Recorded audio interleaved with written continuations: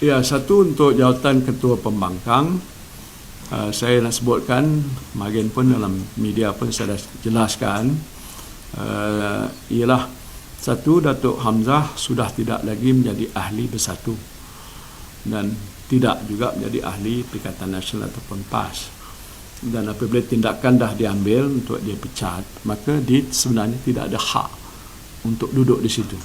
Kalau di negara lain tu orang tu dah keluar dah. Moral orang kata obligation, since you are no more a member, you have to go. Tapi dia tak lagi. Itu sebab. Keduanya, bila dah buat begitu, dalam mesyuarat Majlis Tertinggi Perikatan Nasional yang terakhir itu, saya pengusikan mesyuarat.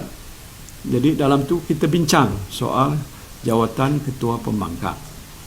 Dan saya pun dah beritahu, dan saya ahli majlis pun tahu bahawa Datuk Hamzah tidak layak duduk di situ lagi pasal dia bukan ahli. Dan tempat tu harus dikosongkan dan diisi oleh wakil ahli parlimen daripada PAS. Itu keputusan. Dan dipersetujukan. Cuma waktu itu Tan Sri Haji Hadi mengatakan kita nak ambil masa sikit nak bincang dia sama dia lah. Pasal kami tak tuntut. Bersatu tak tuntut nak duduk sebagai ketua pembangkang masa zaman Hamzah tu, pasal kita calonkan dia.